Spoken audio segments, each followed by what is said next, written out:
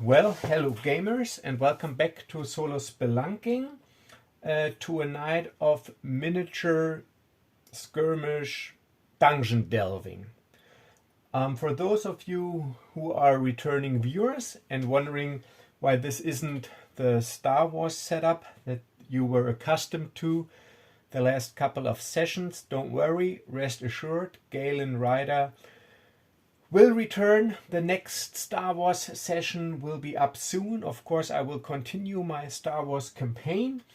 And but the last couple of days, I was looking into some different, independent and old school role-playing systems. And one system that caught my attention is Cairn. I don't know if it's pronounced correctly.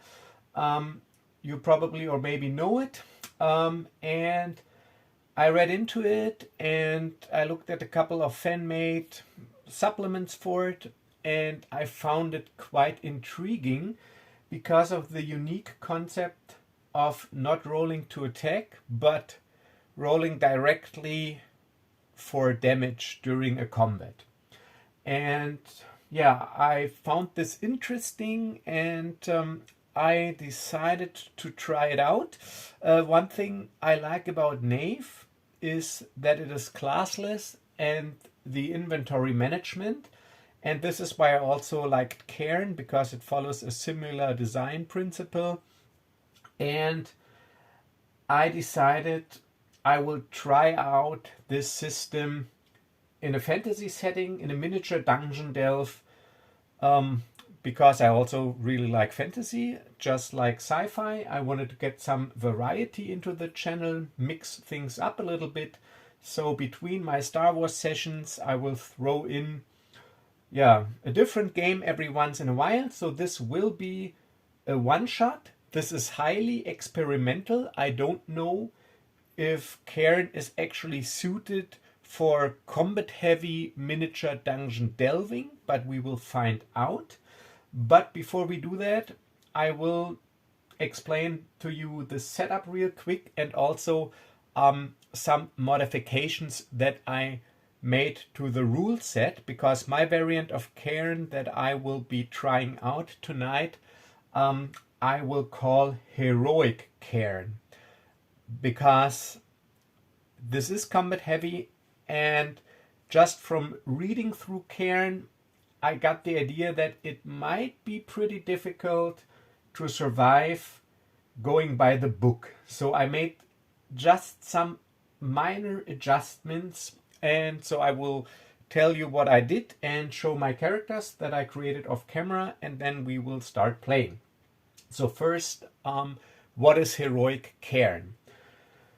Heroic Cairn makes the characters a little bit tougher. Actually, I made 3 modifications. The first modification is that hit protection is not rolled with a d6 but with a d8, which is like the gold standard for OSR. And I also said that every roll below 5 is re-rolled. So characters in Heroic Cairn will have anywhere from 5 to 8 points of hit protection. So that is adjustment number 1. But this reroll mechanic under 5 is only used during character creation. So when you gain a level and you add a d8 to your hit protection and you roll a 1, it's tough luck, you just get +1. But during character creation, every result below 5 can be re-rolled, and hit protection is rolled with 1d8. So that is adjustment 1. Adjustment 2 is that when you roll your ability scores, you roll all 3 of them, and then you can assign them as you like, so you don't go down the line. And the other thing is, I said that you can re-roll any ability score below 9. So characters in Heroic Cairn will have abilities somewhere between 9 and 18, because I figured if you're an adventurer, you need to be a little bit sturdy and above average, and I find it strange seeing adventurers with like dexterity 4 or strength 7. I mean, this does not fit the profession in my opinion. So that's adjustment number 2. You get to reroll your abilities if they're below 9. And the last and final adjustment I made is that every player hero gets 1 fate point. Only 1. It does not regenerate, never ever. So you only got 1 fate point in your lifetime. If it's gone, it's gone. And you can use a fate point if you would take critical damage, which means if you take damage and you don't have any hit protection left and you fail your strength check or saving throw as it is called, you would be basically out of the picture until you're tended to, and then you can decide to use your fate point to negate the effect of this critical damage. You still lose your strength points, but if you fail your saving throw, you can use your fate point, and then it would be as if you had passed your saving throw. And these are the 3 adjustments I made, and that's what I'm calling Heroic Cairn. So let me show you my characters real quick. I will start with 2 characters. One will be Rio, a human rogue. He is level 1. Here I got pretty lucky, or it's all pretty samey. So he got strength, dexterity, and willpower all at 12. He's got 7 points of hit protection and a damage reduction, which is armor value. I just like the abbreviation damage reduction. It's familiar to me, of 1. And this is his fate point, and if I use it, I will cross it out in ink and then it's gone. And he's got 10 inventory slots, as usual in Cairn. So he's wearing leather armor, which provides him with his damage reduction of 1. He is using a rapier. He's got some lockpicks, a water skin that has 4 zips in it. I come to that in a while. He's got a rope, a grappling hook, and caltrops. This is mostly for fluff, except the water skin. In Cairn, in the rulebook, it says like if you take a sip of water and take a short rest, your hit protection resets or regenerates.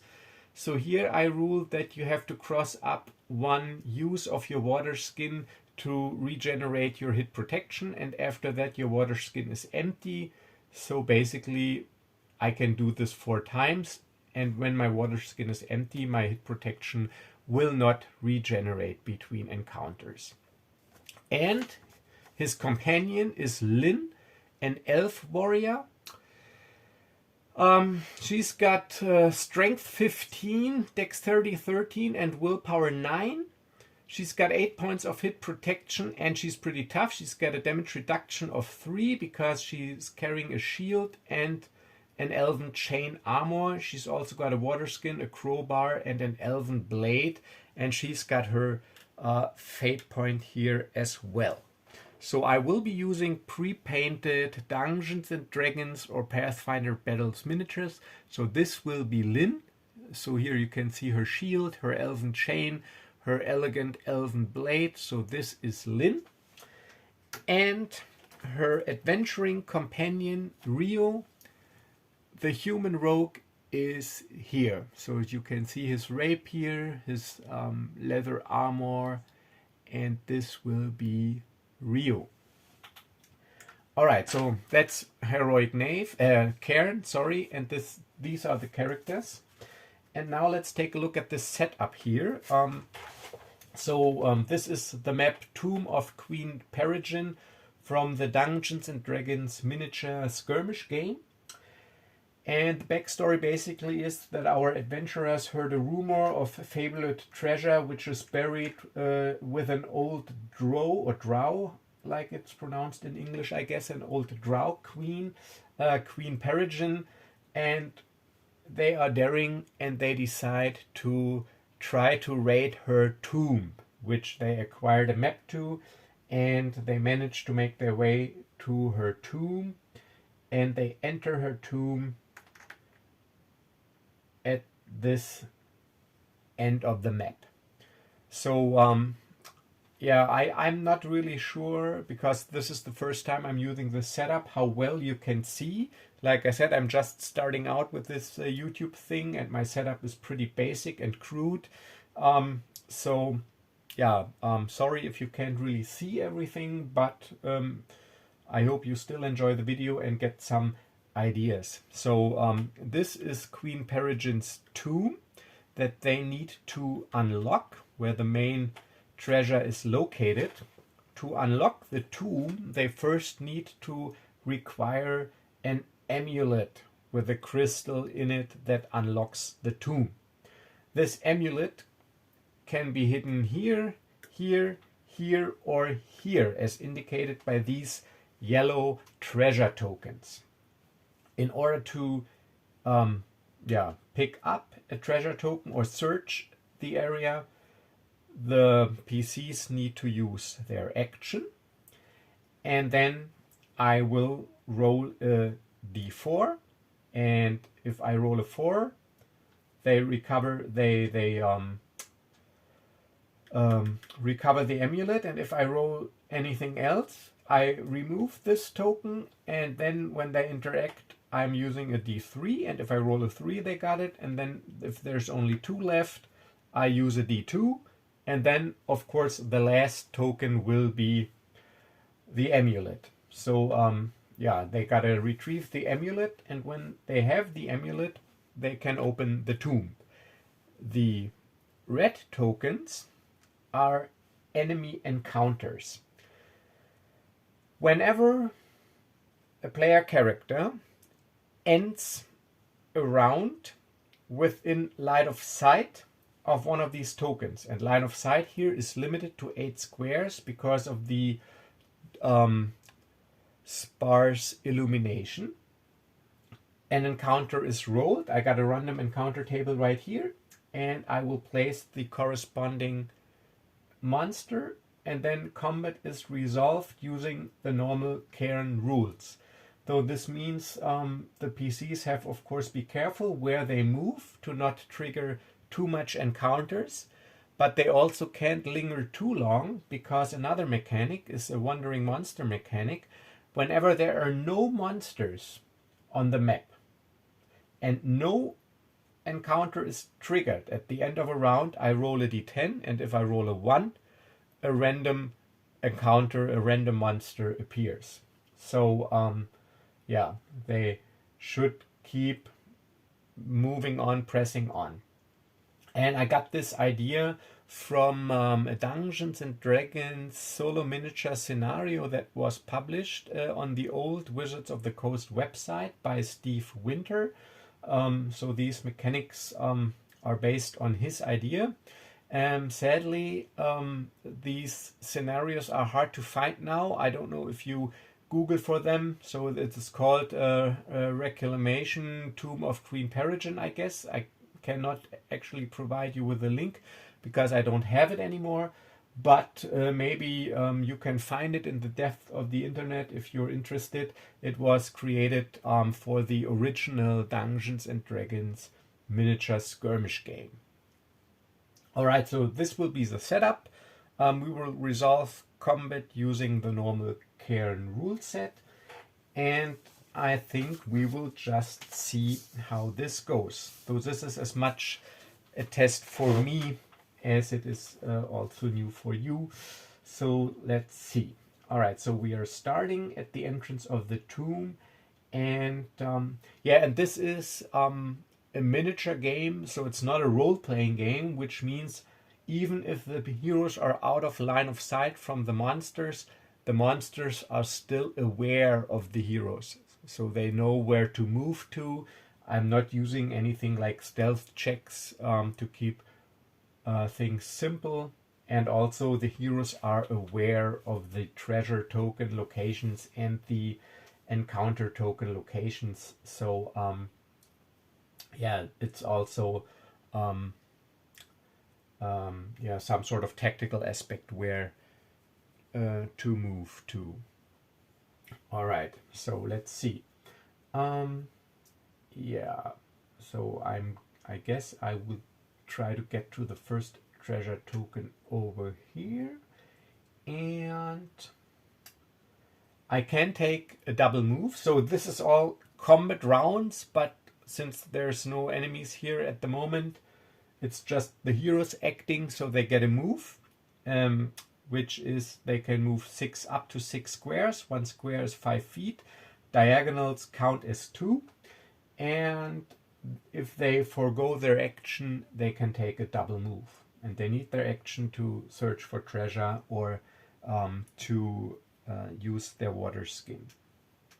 Okay, so Lynn is going to go first, and let's see, she will take a double move. 1, 2, 3, 4, 5, 6. 1, 2, 3, 4, 5. There's a wall right here, so she will just move up to here. All right, so, and now Rio will follow. And so this, I don't know if you can see it, this is here blocked. So this structure here blocks line of sight to this token. This token would be within line of sight, but it is further than 8 squares away. 1, 2, 3, 4, 5, 6, 7, 8. So it is not triggered. This token here, 1, 2, 3, 4, 5, 6, 7, 8, 9 is 9 away, and even though it wouldn't be within line of sight. And this one would be within line of sight because you can basically look around the corner, and it is 1, 2, 3, 4, 5, 6, 7, 8, 9, 10 away. So this is not triggered yet. But now, tactical thing, if I do not trigger an encounter, I will have to roll for a wandering monster anyways. And I will certainly trigger this encounter when I try to get to this treasure. So I might as well use Rio's movement to trigger it to prevent a wandering monster from possibly spawning, which means I have to fight an unnecessary battle. So I think I will do that, and or maybe I can. If I trigger this, I will still trigger this when I look for the treasure. So I will see if I can move Rio in a way that this token is triggered, and hopefully only this token. All right, so let's see. 1, 2, 3, 4, 5, 6. That will be his first action. 1, 2, 3, 4, 5, 6. All right, so he would be here. So let's see. 1, 2, 3, 4, 5, 6, 7, 8. Damn. So he would be within line of sight at 8 squares. So this encounter will be triggered, and this encounter will be triggered as well. Let's see. 1, 2, 3, 4, 5, 6, 7. Yes. So I can't really do that because then I would trigger 2 encounters, and I don't think there's anything I can do to prevent it except take my chances with a wandering monster. So I guess I will have to take my chance, because otherwise I would probably encounter 2 encounters. This here is difficult terrain, you can see it, but this counts, 1 square counts as 2 squares for movement. All right, so he will just, let's see, 1, 2, 3, 4, 5, 6, 7, 8, 9, 10. He will just move over here. 1, 2, 3, 4, 5, 6. 1, 2, 3, 4, 5. All right, so they slowly make their way towards this treasure token. Yeah, this whole tomb is lit in a strange purple greenish light. As you can see, arcane glyphs and runes are providing some sort of unnatural illumination. And let's see, 1, 2, 3, 4, 5, 6, 7, 8. Yeah. All right, and this is the end of the first round. Both of my heroes acted, so now I have no monsters, and I did not trigger an encounter token. So I will roll for a wandering monster, and I got a 1 in 10 chance. So if I roll a 1 on 1d10, a wandering monster will appear. No. So I'm lucky, and I will start the next round. And just one more about my setup here. I am using an acrylic sheet that I bought off Amazon, and underneath this acrylic sheet I put the map. This is pretty nice because you have a smooth gaming surface and no dents or anything, and the miniatures they can move around the map perfectly. You don't have any dents from folding the map or anything, so this is a pretty nice thing to have, this acrylic sheet. And I got this off Amazon. I just hope that it is not reflecting too much. Okay, so next round I will definitely trigger this encounter. There's nothing I can do about it, but it doesn't matter as long as I don't trigger anything else. So let's see, 1, 2, 3, 4, 5, 6, 7, 8. So I can't really, so I gotta basically stay in this area so that I will trigger this encounter, not this encounter, because these are walls, and this encounter will not have line of sight, and also it will be too far away. All right, and this one also, 1, 2, 3, 4, 5, 6, 7, 8. Yes, all right, so I need to get within this area here. All righty. So Lynn will go first. 1, 2, 3, 4, 5, 6. 1, 2, 3. She will move up to here to provide protection and cover for Ryu, who will try to, who will search this token to see if this is the treasure he needs. So 1, 2, 3, 4, 5, 6, 7, 8, 9, 10, 11, 12. All right, he makes it, but he does not have an action left to search this round, so he will have to do it next round. And these tokens are only checked at the end of the round, so not during movement. So I can move through its line of sight. The important thing is that I don't end my movement within line of sight and 8 squares. All right, so this one does have, from this corner, might have line of sight to Lynn, but it's too far away. 1, 2, 3, 4, 5, 6, 7, 8. Yes, but this one will be triggered this at the end of this round. There's nothing I can do about it. So I am triggering this encounter right here. So I'm rolling on my random encounter table to see what happens. It's a 9. A 9 is a giant scorpion. All right. So out of the shadows crawls a large giant scorpion with sharp fangs and a poisonous sting. Let me show to you. This is my giant scorpion. It's a fiendish monstrous scorpion. It's from the Death Knell miniature set, pretty old. It's a rare miniature, and and he is, or it is, crawling out of the shadows from around this corner and threatening our heroes. And now I will use the normal Cairn rules, which means if the heroes want to take a turn at the start of combat, they need to pass a dex check. So I will make a dex check for Rio. He's got a dex or saving throw, sorry. But if I say check, I mean saving throw. It's just terminology. So he fails, so he does not get to act. And now Lynn, she passes. So now Lynn will act, and then the scorpion will act, and then both heroes, and then the scorpion, and then both heroes, so it'll alternate. So Lynn actually is able to act. Alright, but she only has melee weapons, which means she needs to get adjacent to attack the scorpion. And I gotta be careful that I do not trigger this encounter, but I think I'm still far enough away. 1, 2, 3, 4, 5, 6, 7, 8, 9, 10. Yeah. All right, so she will move over to here.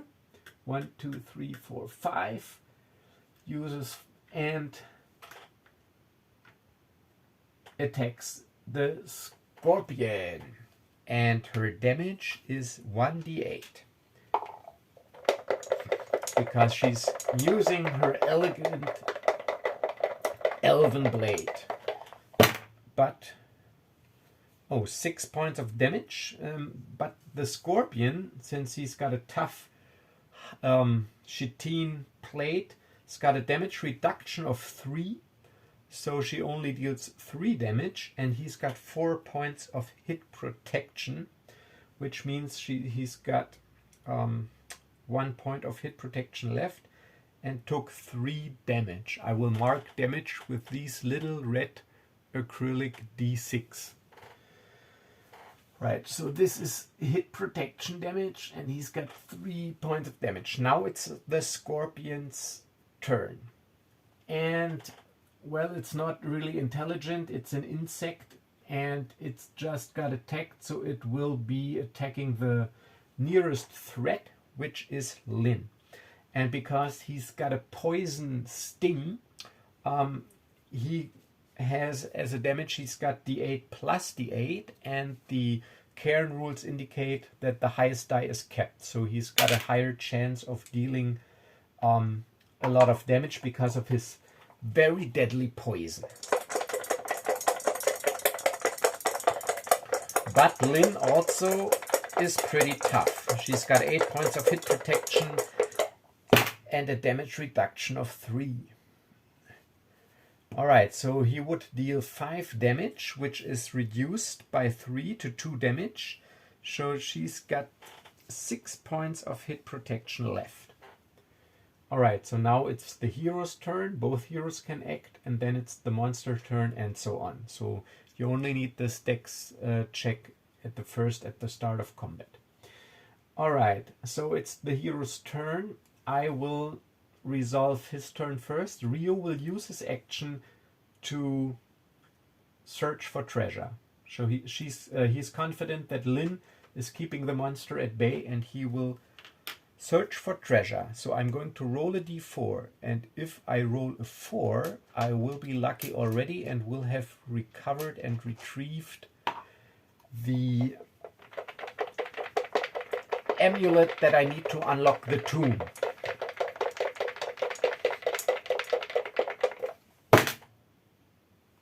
It's a 3, so no, I'm not lucky. So he's using his action to search the area and finds nothing, and this treasure token is resolved.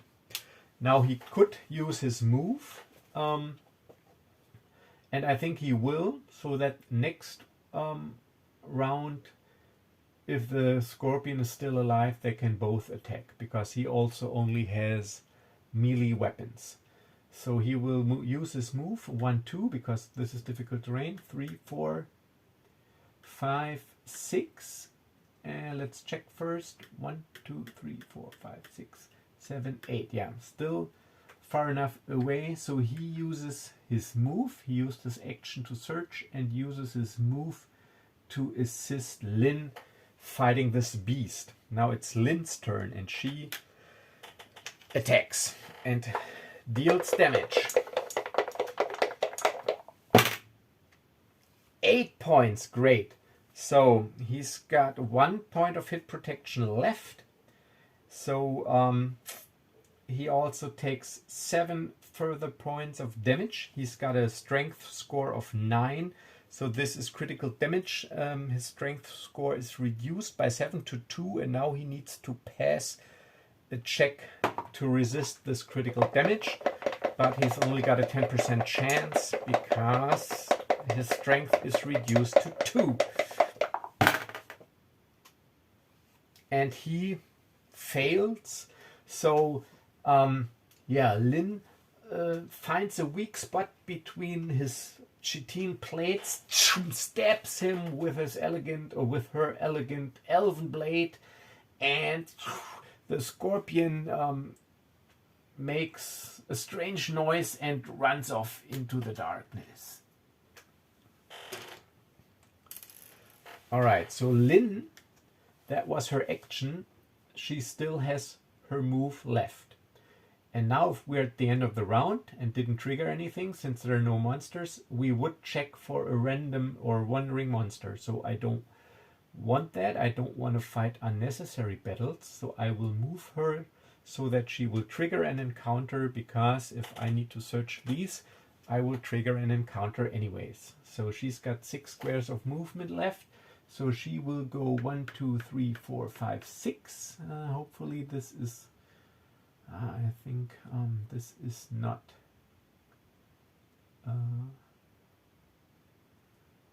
far enough. 1, 2, 3, 4, 5, 6, 7, 8. Okay, so she needs to be here, so that's all right. Or 1, 2, 3, 4, 5, 6, 7, 8. Okay, if I think then I will not trigger anything else. So she will just move over here. Alright, so Rio did his action searching, he did his move, so he's done. She did her action attacking the scorpion and her move, so she's done. So this is the end of the round, and we don't have any monsters, but we do trigger an encounter. 1, 2, 3, 4, 5, 6, 7, 8. Yes, so no roll for a wandering monster, but this encounter is triggered. And also Lynn couldn't take a zip from her water skin because that would take an action, and she already used her action to attack, so she is at 6 points of hit protection. And let's see what we uncover.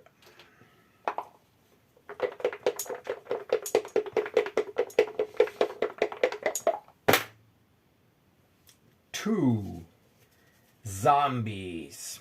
Alright, zombies. So these are 2 zombies. This is my zombie encounter. These are spell-stitched hobgoblin zombies. Also from the Death Knell expansion. It's a common miniature. And yeah, this will be the zombie encounter.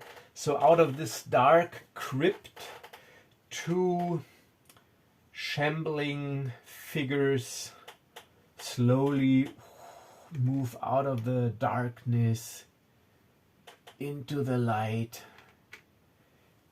and yeah, our heroes see these slowly moving shapes of rotten flesh. Alright, so these are the zombies. So now we need to make dexterity checks again to see who can act, or if our heroes can act before the monsters in this first turn. We start with Lynn because she is closer to the creatures, and she's got a dexterity of 13, and she passes. And Rio's got a dexterity of 12. And he fails 15. Alright, so Lynn goes, the zombies go, and then both of our heroes, and then the zombies. So, alright, so Lynn gets to go before the zombies. Now I have to pay attention that I do not trigger this encounter token by accident, because if I am over here, I will be in line of sight, and I will also be pretty close. 1, 2, 3, 4, 5. So basically I have to avoid this line. Also I gotta pay attention if I move too far down here that I don't trigger this encounter. 1, 2, 3, 4, 5, 6, 7, 8. But that's alright. So she will move. She will move down to here. We need to... No, she will move up here because our next goal will be this treasure token. So, she will just move up here. 1, 2, 3, 4. Just use 4 squares of movement.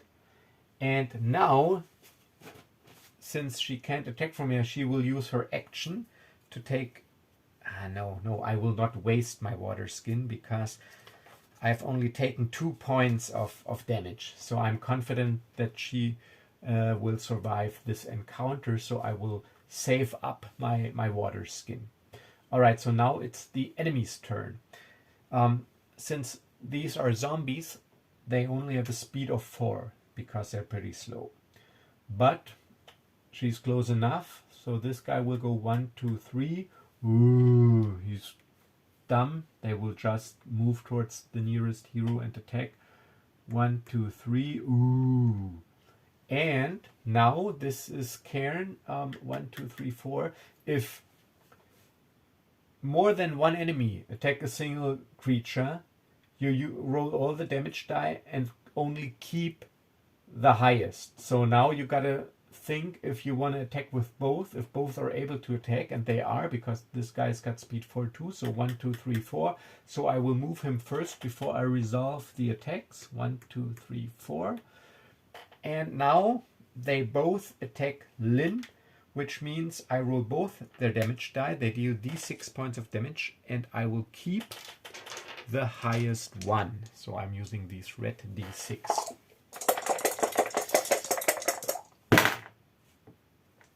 And it's 5 points. So 5 points of damage is reduced by her damage reduction to 2 points. So she loses another 2 points of hit protection. Now she's down to 4, so she barely manages to dodge the blows, to parry the blows with her shield, but this is actually pretty exhausting. So, and now it's the hero's turn. Now both heroes can act, then both monsters, and so on.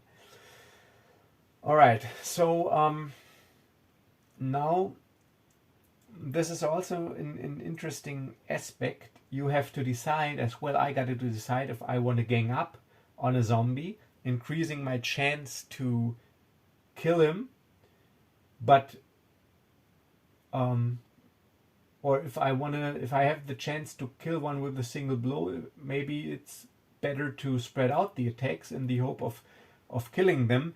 But they have a hit protection of 5, damage reduction of 2. So it's pretty unlikely that I would kill one with 1 hit. So it's better actually to gang up. So now it's our turn. So we will do the same thing as the monsters. She will just stay there in a defensive stance and wait for Rio. So she will not move. And Rio, he will move. 1, 2, 3, 4, 5, 6. Yeah, I gotta be careful that I also stay out of line of sight from this. So I will move 6, and now we will both take our action and gang up on this zombie right here. So now I'm also rolling both our damage die. We both deal 1d8 with the elven blade and the rapier, and we keep the highest.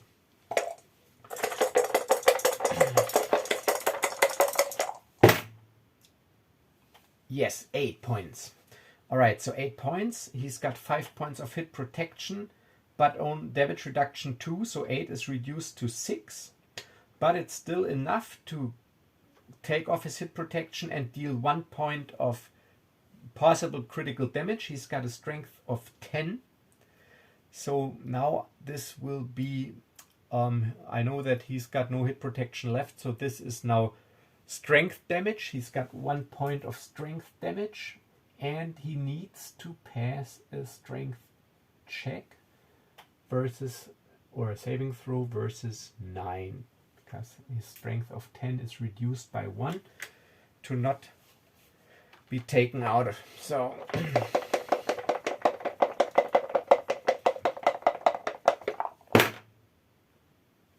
and he manages to do it. He's got a 3. So he stays in the fight. He, both of our blades slice through his rotten flesh, but the zombie, since he's already dead, is pretty unaffected by it. Ugh. All right, so now it's the zombies' turn, both of them. And now, since they're zombies and they're not intelligent, I will randomly decide if they gang up or spread their attacks. So 1, 2, 3, they will gang up on Lynn. 4, 5, 6, they spread their attacks and attack us both.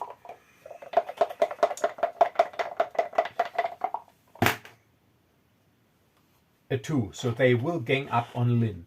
So they pretty much ignore me. They seem to be locked on Lynn and they don't move, and for their action they attack Lynn, and I also roll those damage die and keep the highest.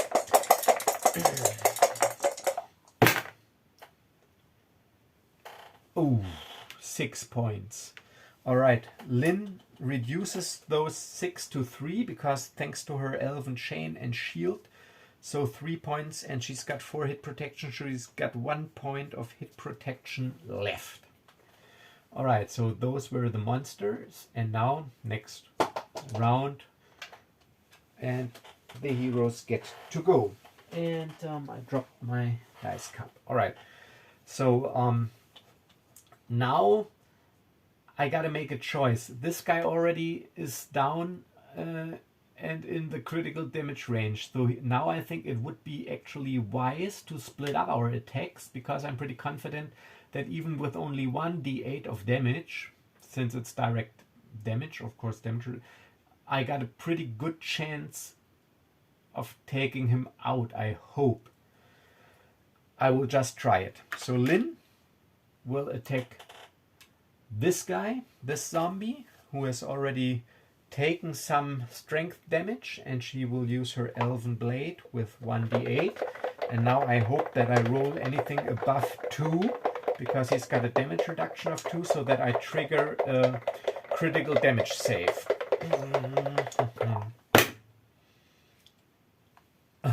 Damn, 3. Reduced by 2, but it's still 1, so another point of critical damage. So he's got 2 points of critical damage, bringing his strength down to 8, which also triggers a saving throw. And now he's got to roll 8 or less to pass this saving throw. Oh, and he rolls a 2. So this guy still stays in the fight. So now if I interpret the rules correctly, now I could not use Rio to attack him now. I would have needed, or I must declare these attacks when she attacks. So now even though it would be better if I could attack him now to take him out, I have to attack this zombie. I missed my chance to attack him. So now I'm using my rapier and thrust it into his rotten flesh.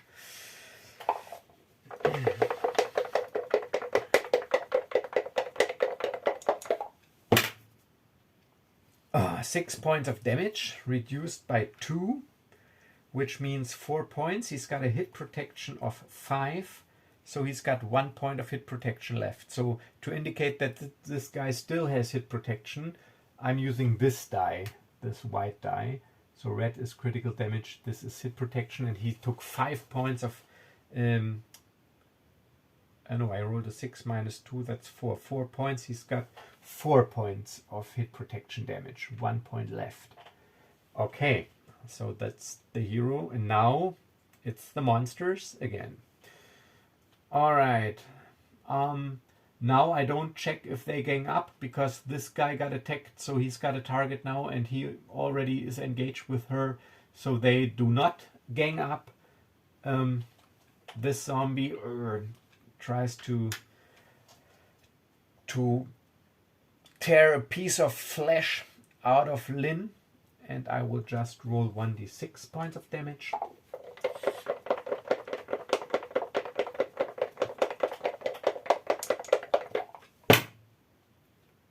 Oh, damn, 6. I don't know if 6 points of damage. It's reduced to 3 points because of her chain and shield.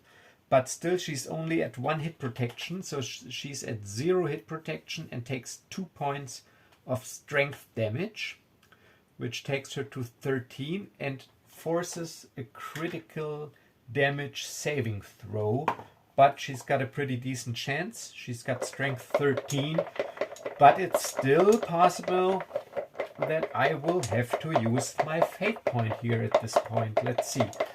So Lynn is making her save, and she makes it on the spot. It's a 13.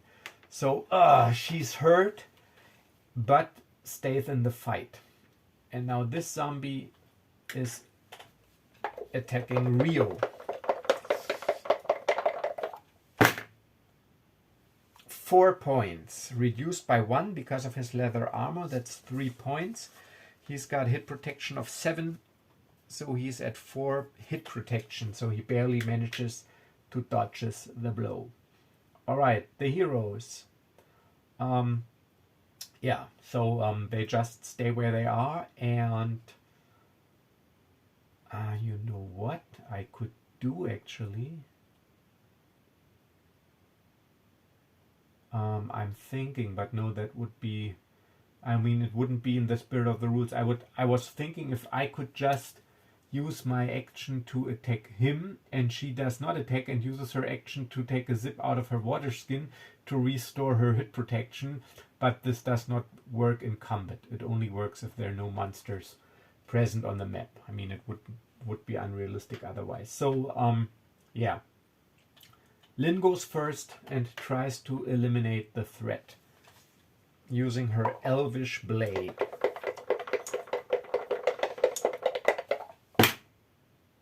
Ah, 6 minus 2 is 4. So he has taken 6 points of strength damage, and he only's got 4 points left because he's got a strength of 10 and needs to make a critical damage save. And he fails. All right, so he's out of the fight. So Lynn, with one swift stroke, takes his head off, and this zombie is down. And now Rio is attacking his opponent, his enemy, with his rapier.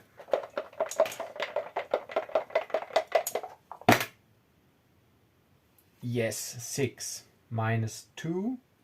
Damage reduction is 4. He's already taken 4 points of hit protection damage, got 1 left. So hit protection is at 0, and he takes another 3 points of critical damage. So I remove this die, which takes his strength down to 7 and triggers a critical damage saving throw.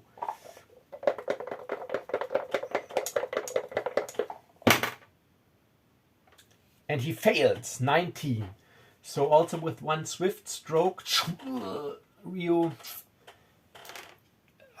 takes the head of the zombie. And now, since that was my action, I still got my move left. So I could go 1, 2, 3, 4, 5, 6, move up to here to get closer to the treasure. 1, 2, 3, 4, 5, 6, 7, 8. Yeah, I'm out of range. And here I think I'm also out of range. 1, 2, 3, 4, 5, 6, 7, 8. Yes. All right, so I'm using my move. 1, 2, 3, 4, 5, 6. All right, so she used her action, and yeah, actually she used her action, but no, she couldn't move. So now this is the end of the round. Okay, end of the round. I didn't trigger any tokens and no monsters, so I roll for a wandering monster, and yeah, because her turn was already over. She didn't move on her turn because she still had an enemy. So let's just hope that I don't roll a 1. No, I didn't. Whew. All right, so now she can actually recover. All right, so now no monsters. Everybody's got a move and an action. So Rio will go 1, 2, 3, 4, 5 because this is difficult terrain, and search. And now 3 tokens left, so a D3, and I need a 3 to find the amulet.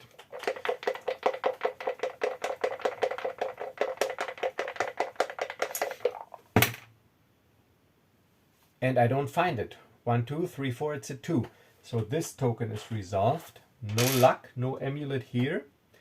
2 tokens left. that was his turn. Now it's her turn. She takes her move. 1, 2, 3, 4, 5, 6. Takes some cover here. And now uses her action to take a zip out of her water skin.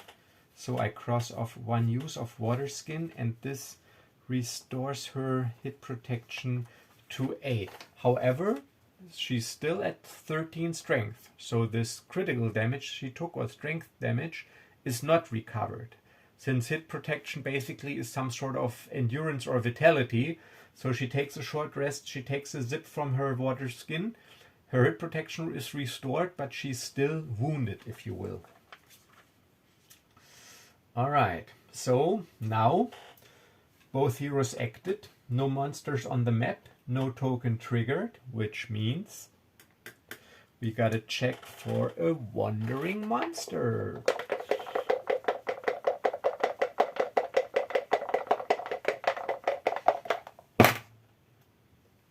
No, 5, thank you.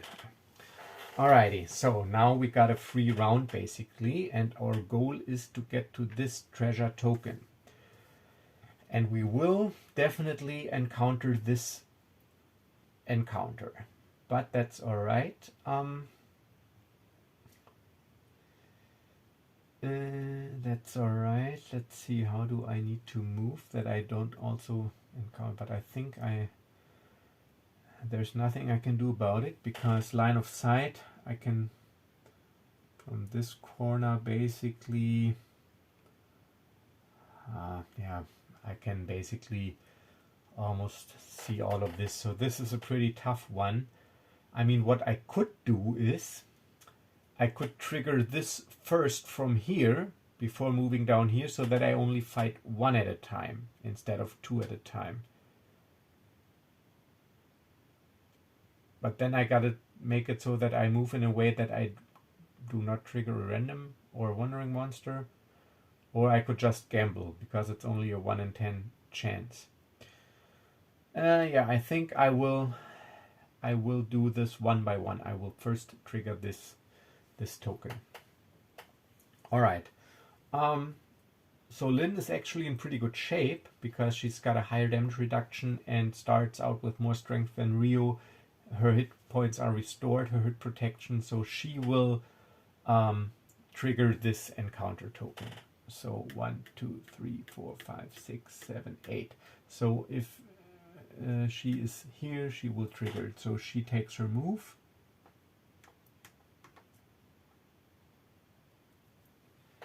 And yeah, and Rio, he will move over here to get into position, and then this encounter is triggered at the end of the round. Let's see what awaits us.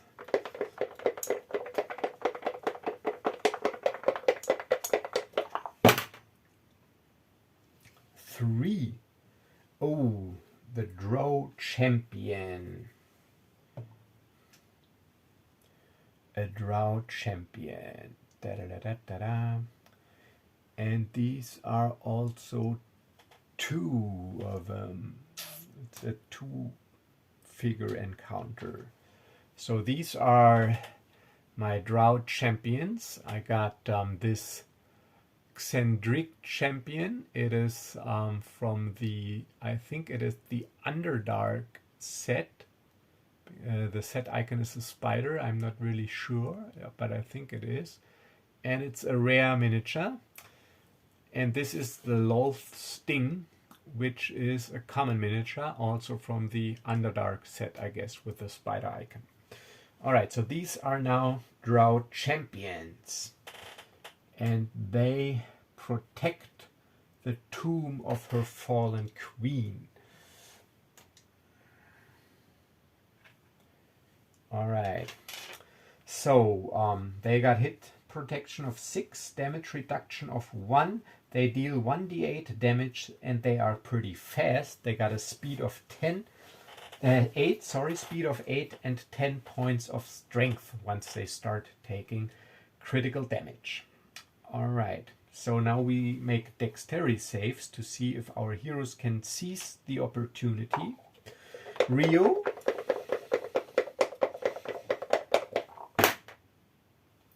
passes. And Lynn fails. Alright, so this time Rio gets to act, then the drow, and then both of our heroes, and then it's the usual back and forth between the two parties. Alright, so I gotta be careful because this token here, if I move into this area, I will be in line of sight because models, I'm using the D&D miniatures line of sight rules, or also from the Star Wars miniatures. Models do not block line of sight. They would provide cover in the case of ranged attacks, which I would rule using Cairn. These will be impaired attacks that are rolled with 1d4, but they do not block line of sight. So 1, 2, 3, 4, 5, 6, 7, 8. If I move towards these guys, I will definitely trigger this encounter, and I don't want that. So I think the best course of action is to just stay put, because as long as there are monsters on the map, you do not check for wandering monsters. So I think that would be a good course of action to just stay put. So even though I could act, I will not act. I will take a defensive stance, and then it's the monster's turn. And since they are intelligent creatures and they hate elves because they're drow, they will gang up on Lynn. So since they got speed 8 and multiple attackers against one foe, I gotta move them first. 1, 2, 3, 4, 5. She moves adjacent, and he moves 1, 2, 3, 4, 5, 6, 7, or 5, 6, 7 diagonal counts 2, and he moves, and now they both attack Lynn, which means I roll 2d8 and keep the highest one.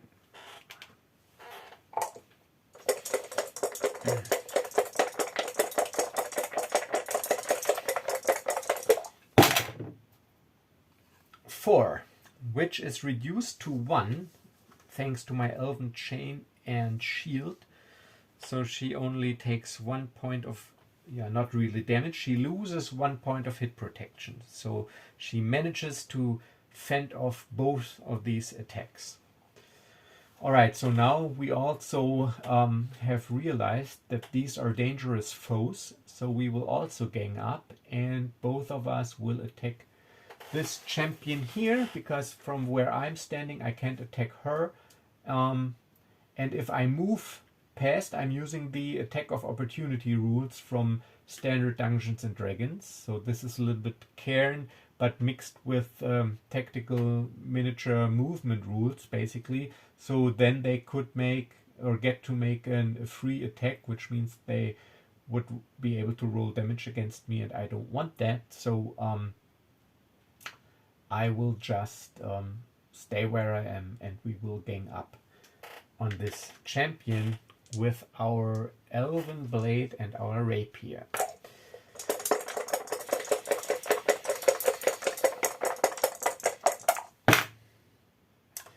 Eight. So 8 points of damage. It's reduced by 1 to 7. Hit protection is 6. So this takes him to 0 hit protection and causes 1 point of critical damage. So he's got 1 point of critical damage, or strength damage, possible critical damage, because he needs to pass a saving throw. And his strength is 10, and now it is 9 because of this 1 point of damage.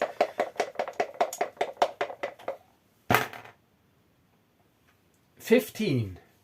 I'm lucky. All right, so he didn't pass his saving throw. So actually, I'm piercing, or Lynn is piercing a vital organ, and he goes to the ground and is bleeding out. All right, so that was our turn, and now it is her turn, and she's furious and attacks Lynn.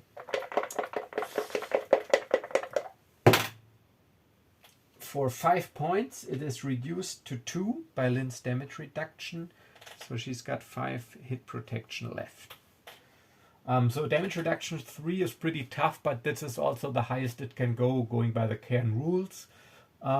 So you cannot have more than 3 damage reduction, no matter what kind of armor you wear. So yeah, but I figured since she's got a shield and elven chain, I usually go by what the miniatures actually do have.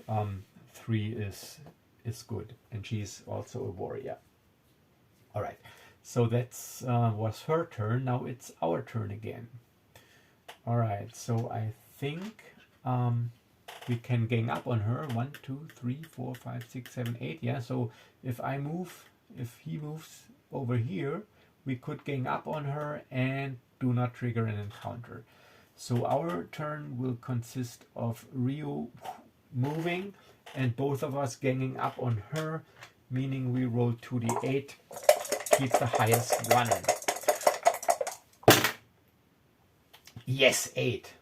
Reduced by 1, because she's only wearing leather armor, to 7. She's got 6 hit protection, down to 0 hit protection and 1 point of damage. So she also got 1 point of strength damage, and this triggers a critical damage saving throw. Come on. Yeah, all right. Critical damage saving throw.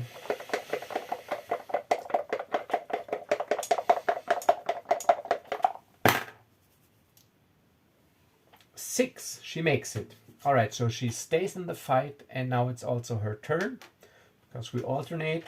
She still hates Lynn and elves, so she uses her rapier, her drowish dark blade, 4, which is reduced to 1. But now, since we only have one opponent, and Lynn adapted to her combat style, she easily fends off the attack. And it's our turn again.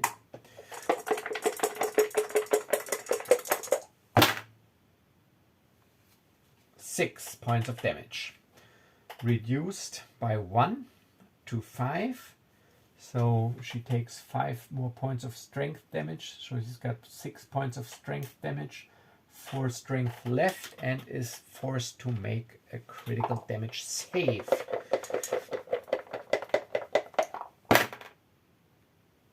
And she fails. All right, so we gang up on her and with our blades kill her. All right, so we are done. End of the round, and no monsters, no token is triggered, which means wandering monster roll, 1 in 10 chance.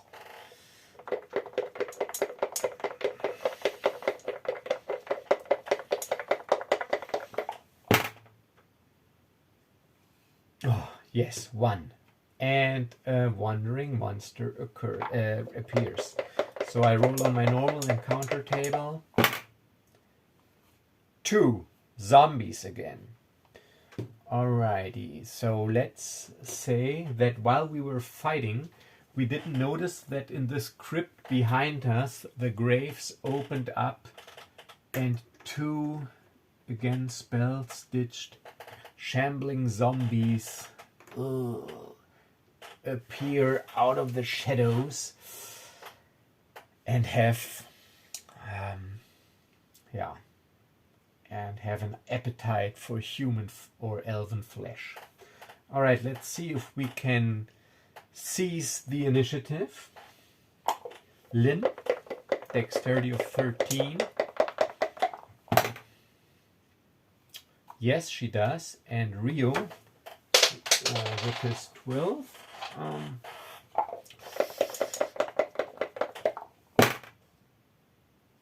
Yes, so we get to act before the zombies act. All right, I think it's gang up time. So she will go 1, 2, 3, 4, 5. 1, 2, 3, 4, 5. So, and Rio will go 1, 2, 3, 4, 5. right, and we will gang up on this zombie.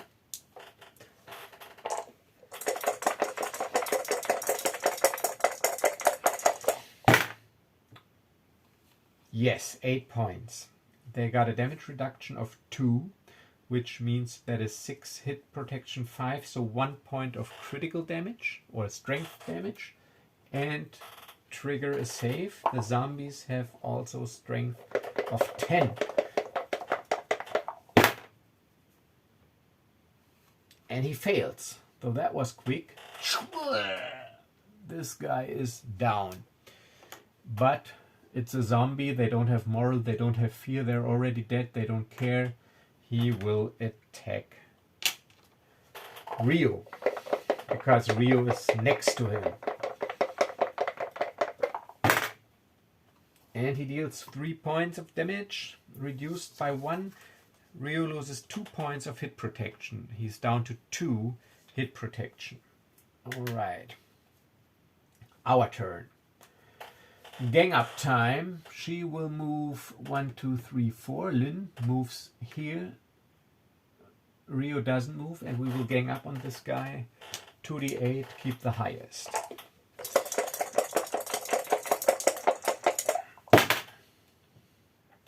Seven is reduced by 2 to 5, brings him down to 0 hit protection. So 5 points of hit protection means 0 hit protection, but no strength damage, so we do not trigger a critical damage save, and he just keeps attacking Rio, because once he's got set his zombie mind on something, he just sticks with it. 1 point of damage is negated by my leather armor, so I just dodge and duck and easily parry the blow. Alright. Okay, so we take our actions first now, so that we could move afterwards should he die. So we gang up.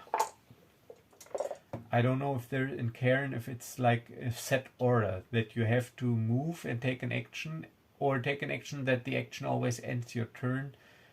But I will rule that you could do it in any order. Move and take your action, or take your action and move.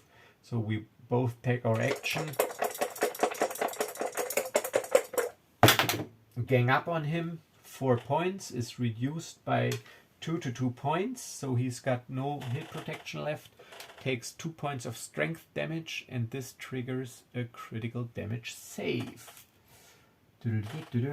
Critical damage save. He's got 8 strength left, and he fails.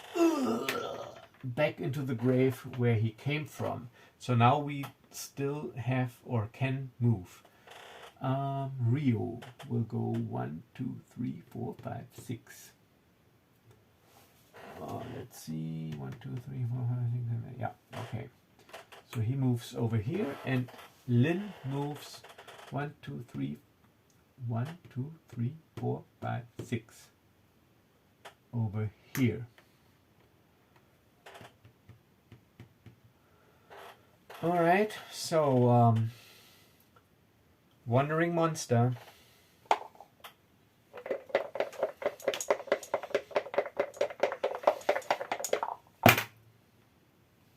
Three, no wandering monster. All right. So now Rio will take his action and take a zip from his water skin, which restores him to 7 hit protection, and uses up one of his water skin uses. That was his action. And now his move. 1, 2, 3, 4, 5. I can't move into here because this is difficult terrain. It would cost 7. I only have 6 movement, so he will move here. Okay, he's 9 away, and also, so now it's Lynn's turn, and she's got 1, 2, 3, 4, 5, 6. She can make it. 1, 2, 3, 4, 5, 6. And she still has her action, because he took his action and used his water skin. She still has her action and uses it to search. So now it's only a D2. So 4, 5, 6. We find the amulet. But I gotta check. 1, 2, 3, 4, 5, 6, 7, 8. Yes, but we will trigger, but this was expected. We will trigger this encounter. So let's see if we find the amulet there. 4, 5, 6, we find the amulet. Oh, of course we don't. Damn. So we resolved this token. So now we know the amulet is definitely down here. But of course, this is a worst case scenario. And at the end of the round, we will trigger this encounter. So let's see what awaits us.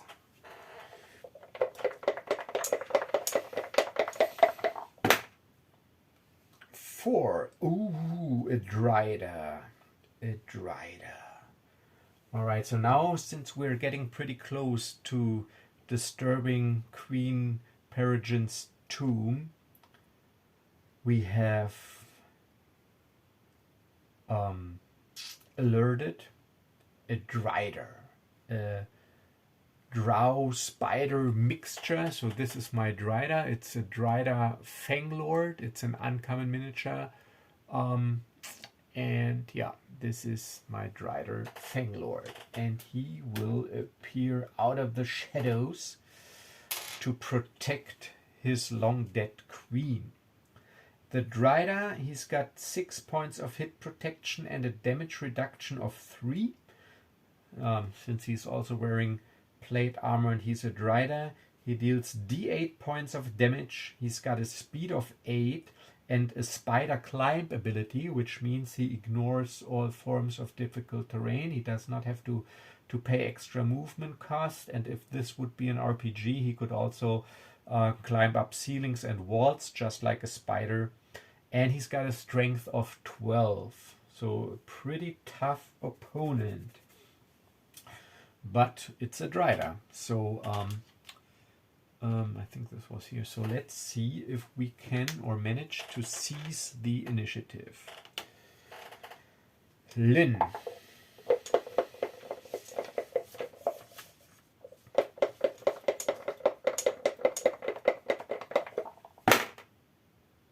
Lynn seizes the initiative, and Rio does also. So we both can act, and then the Dryder acts. Alright, so for her action, Lynn will take a zip out of her water skin, because she's down to 4 hit protection, and she does not want this Dryder to... no, I ruled that I can't use it if there's a monster present. Damn, alright. So she's still got 3 uses left, and she's got to make do with 4 hit protection. And yeah, so let's see. But if we move down here, we trigger another encounter, this one. So let's see, 1, 2, 3, 4, 5, 6, 7, 8. Yeah, we can't really move out of this area. So otherwise we would trigger another encounter, and we also we got to pay attention that we do not trigger this encounter and this up here. 1, 2, 3, 4, 5, 6, 7, 8 also. So actually we're pretty limited with where we can move. So I guess she will hold her position and take up a defensive stance, just evade the Dryder's charge, and Rio will move down here. 1, 2, 3, 4, because this is all difficult terrain. So now he is not within line of sight, and we will just await the Dryder, who charges 1, 2, 3, 4, 5, and he ignores difficult terrain 6, and he's got a speed of 8. So this disgusting atrocity, no, not atrocity is the wrong word, aberration, and attacks. And because of the Hate of Elves, the Drider attacks Lynn. So he deals 1d8 of damage.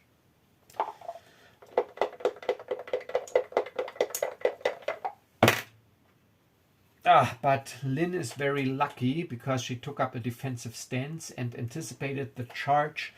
She brought up her shield and manages to parry the mighty blow of this two-handed sword that the Drider uses. Alright, so it's gang up time, of course. Rio and Lynn, d8 damage.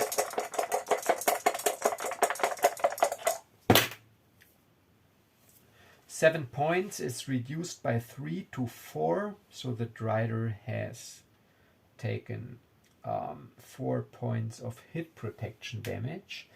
So he's still got 2 points of hit protection left. And now it's the Drider's turn, and he attacks Lynn.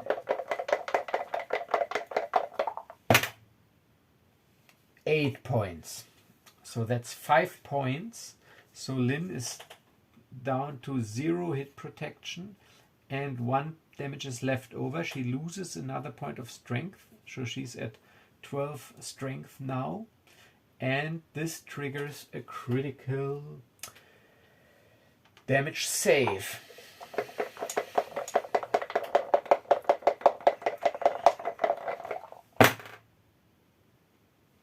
Oh no, it's a 1. Ha ha ha. Now we gotta roll below. So best possible result. So she is also fueled by her hatred of drow and manages to withstand the pain, grits her teeth, and keeps on fighting. All right, our turn. Gang up time. 4 is reduced by 3 to 1. And so that means 5 points of hit protection damage. Still got 1 point of hit protection left. But Lynn is at 0 hit protection, and the Drider attacks her. 4 points. Lucky Lynn. Damage reduction 3, so she loses 1 point of strength, is at 11 strength, and gotta make a critical damage save.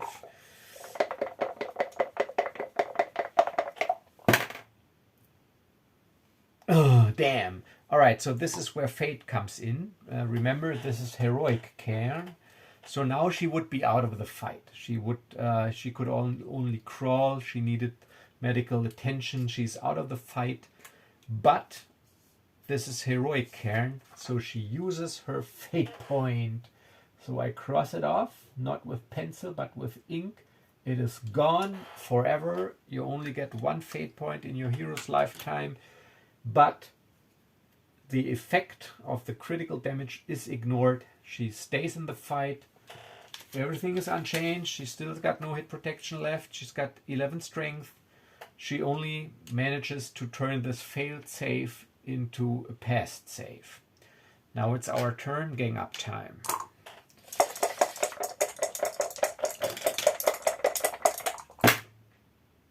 Yes, 8 points of damage. That is reduced by 5 points, which means 1 point of hit protection, 4 points of damage.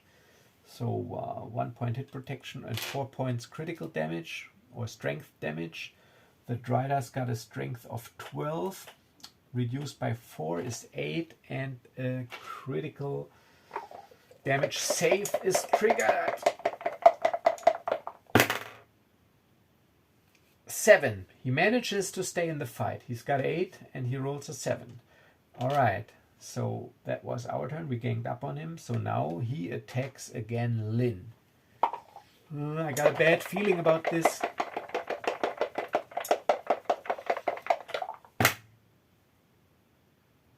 Haha, lucky me, 1. Alright, but Lynn manages to parry the blow with her shield. Whew. Pretty close. Gang up time.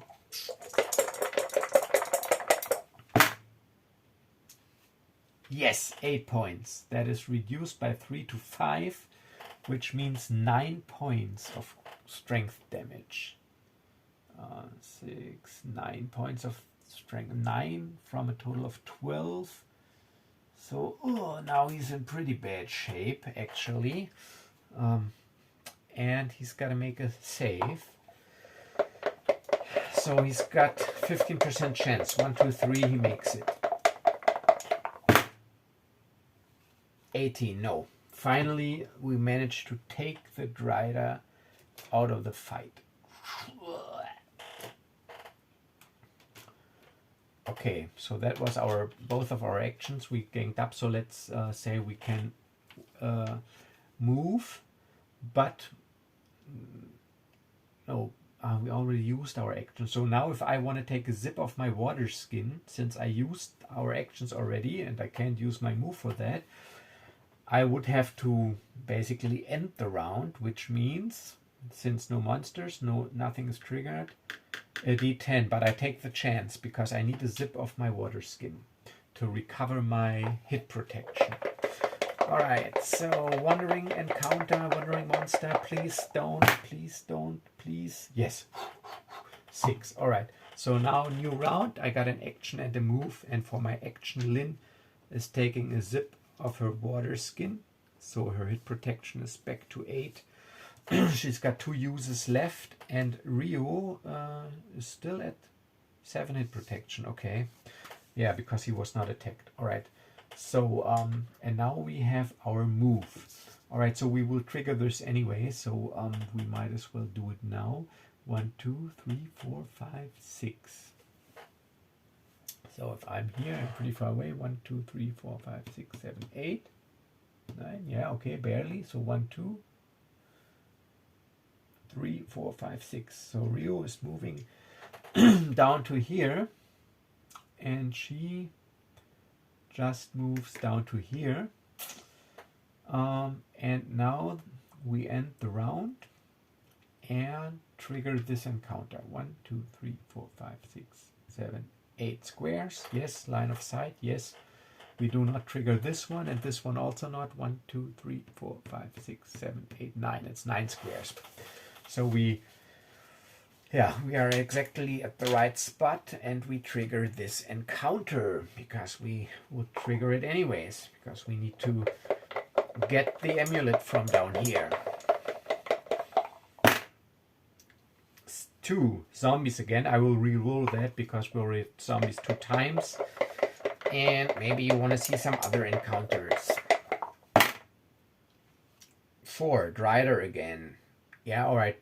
Whatever. I mean, we already had the Drider, but it's thematically fitting. I mean, this is close to the climax here. And, of course, the ghost of the dead drow queen is doing all it can to protect her grave. So down from the ceiling, a Drider drops down. But now I'm in a good shape because Lynn has taken a zip from her water skin, and now we need to see if we can seize the initiative. Lynn. Yes, 12. She's got dexterity 13. Rio. Yes. Alright, so now we are in good shape, but again, I have to be careful that I do not trigger this encounter. 1, 2, 3, 4, 5, 6, 7, 8. Alright, so if I'm someplace in here, 1, 2, 3, 4, 5, 6. Yeah, I'm not in line of sight here. I'm 1, 2, 3, 4, 5, 6, 7, 8. Pretty far away, but I can't attack. I can use a double move. Yeah, but then I also can't attack. But he's got speed 8, so if he can. Yeah, all right. So whatever. Let's see, where does she need to be? 1, 2, 3, 4, 5, 6, 7, 8. So if she's here, I'm not triggering. All right. So she goes 1, 2, 3, 4, 5, 6, 7. She just goes down here, since we both seized the initiative. 1, 2, 3, 4, 5, 1, 2, 3, 4, 5, 6, 7, 8. Yeah, all right, that's fine. 1, 2, 3, 4, 5. Ooh! Huh, how come? Oh, because, I know, because 1, 2, 3, 4, 5, 6, 7, 8. Yeah, that's good. 1, 2, 3, 4, 5, 6. I can attack and do not trigger this encounter. All right, so at least Rio can attack. She couldn't because she was too far away, so no gang up. But at least I get to roll my d8 damage die.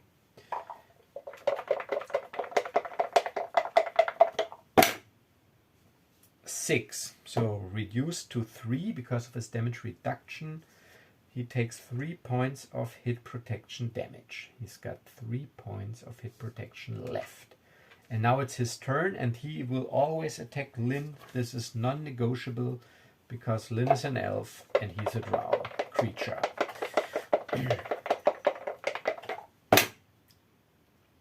6 is reduced to 3, which takes Lynn again to 5 hit protection.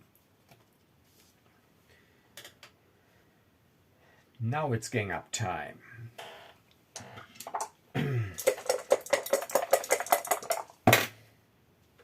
Yes, 7 is reduced to 4, which means 7 points of hit protection translates into 1 point of critical damage or strength damage and forces a critical damage save.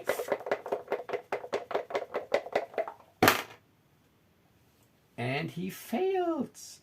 So this was 1 point. So because his strength is 11, he rolls a 14. So that was pretty lucky.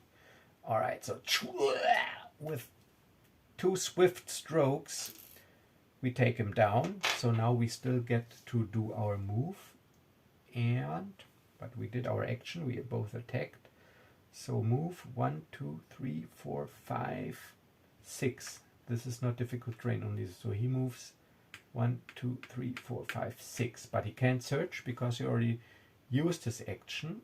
And she will already, or also she will move up to the tomb. 1, 2, 3, 4, 5, 6. Because 1, 2, 3, 4, 5, 6. We know that the amulet is here. We don't need to roll. And so Rio just needs to get back. All right, so now the round ends. We have taken our action, attacked. We've taken our move. I can't pick this up because that would be an action. No monsters, no tokens. So that means Wandering Monster 1 in 10. Let's see how this goes. Yes, all right. So we pick up the amulet. I found it! It's here! It's a spider amulet with a red ruby in it. And it fits into a socket at the tomb.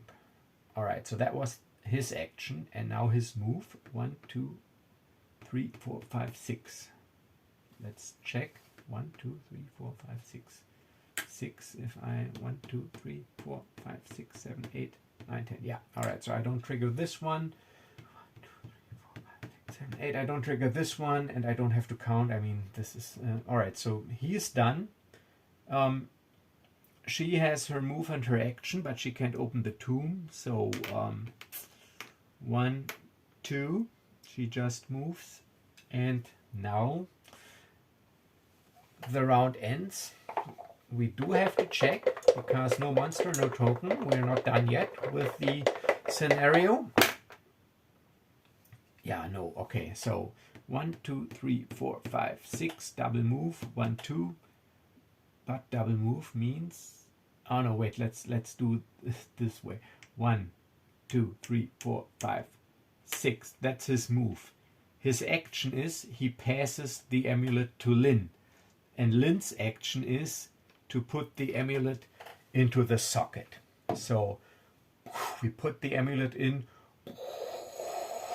and the heavy stone tomb cover slides to the side and reveals the dead queen's body lots of treasure, but also triggers one final encounter because next to her lies her companion, which is reanimated by our disturbance, and it's a death knight. And so this is a death knight. It's, I mean, it is a drow death knight, but it's actually not. It's a dragonborn paladin death knight, a rare miniature from the Dungeons Dragons miniature sets from the 4th edition era, so not from the collectible miniatures game. So, and this will be, or was, Queen Peregrine's companion, and he's reanimated and comes out of the grave to make one final stand. So he's basically like a Drider. He's got 6 hit protection, damage reduction, 3 deals d8 points of damage, and has a strength of 12. Alright, so we are pretty surprised and also very anxious because our attention was fixated at the treasure. So now we make a dexterity save, and to keep it interesting, I say we make it with disadvantage because we were distracted. So we roll 2 dice and take the higher one in this case. So Lynn, but still passes, 11, and Rio, he failed spectacularly with 20. All right, so it's Lynn, then it's the Death Knight, and then the Death Knight. All right, so Lynn, she has kept her wits about her and lunges forward to meet this adversary in battle. And no gang up possible because I can't act, so it's just her. Elvish Blade. 5 points. It is reduced to 2 points because of the hit protection. And so he's got hit protection 4. I can mark this here on my little pocket mod because this is the final quest encounter. It cannot reappear, so I can just mark it here. Alright, so now the Death Knight, of course, counter attacks with his mighty blade. 3, which is negated by Lynn's damage reduction. So she parries the blow with her shield.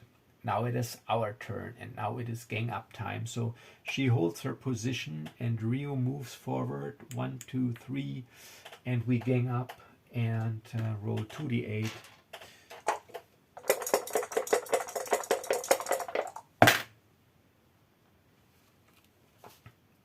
Alrighty, 4, which is reduced to 1. So he's still got 3 hit protection left. And his turn, and he attacks Lynn. 8 points, reduced to 5. So Lynn is at 0 hit protection. Now we need to end this. Gang up time. Yes, 7, reduced by 3 to 4, which means hit protection at 0 and 1 point of strength at 11, but it triggers a critical damage save, and I rule that he gets to do his save with advantage because he is fighting for his dead mate. So he can use the lower result. Keep it interesting, it's the final combat. So 9, he makes it, stays in the fight, and attacks Lynn. And she's at 0 hit protection. And lucky 1, so she brings up her shield. I haven't read anything in the rules of Cairn that says that attacks deal at least 1 point of damage. Please correct me if I'm wrong in the comments, but I think it is that way. At least this is how I'm doing it. So she does not take any damage, and we get to gang up on him. And And 6 is reduced to 3, so he's got 8 strength left and gets to make his save with advantage.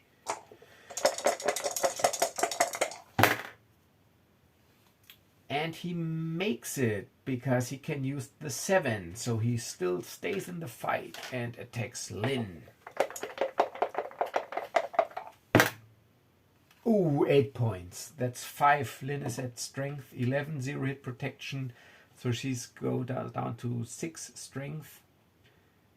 And gotta make a critical damage save. And now she's only got strength 6.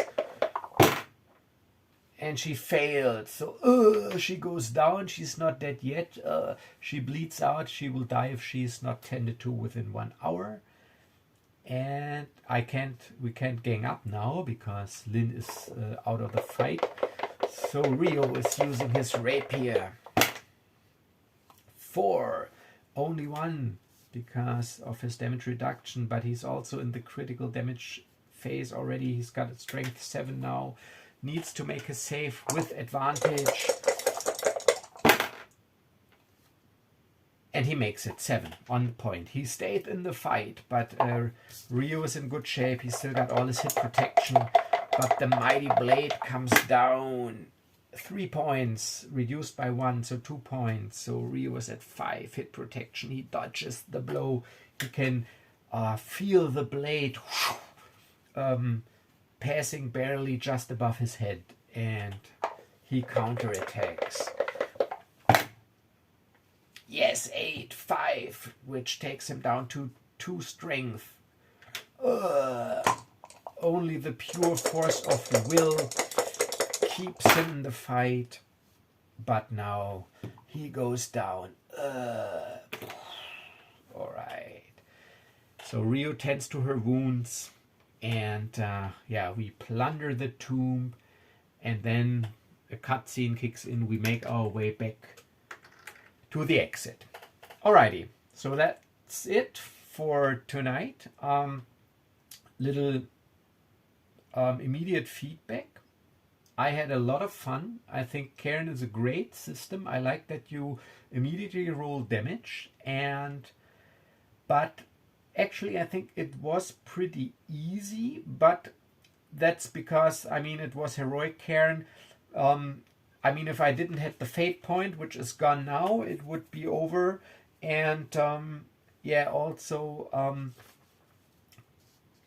the water skin helped a lot. So maybe for a miniature game, I would either increase the chance for wandering monsters, maybe from 1 in 10 to 1 in 6 or reduce the uses of water skin from 4 to 2. I would keep the fate point, but I just wanted to try this out. Keep in mind, I'm planning to use heroic Cairn also for a real RPG campaign. So, and therefore I think it's actually not too easy, because once your fate point is gone, it's gone. And depending on what you encounter and how lucky or unlucky you are, and if you encounter more than one enemy, it can be pretty tough. I think I need to play it some more to actually get a feel for it. But I really do like the mechanics. So it's a nice little system, and I really like classless systems. I really like slot-based inventory management. And I had a lot of fun. And I hope you had fun too. Let me know in the comments, and I would love to hear from you. I would love to interact with you, and I will alternate my Star Wars campaign with little in-between one-shots to get some variety into this channel. So those of you that are more into fantasy, please drop by as well, and I would love it if you would subscribe to the channel. I really would like to see the channel grow, and this is it for today, and stay tuned for the next episode of Star Wars, which I will also try to release this weekend. And as always, stay safe and stay healthy, and have a great evening. Bye bye.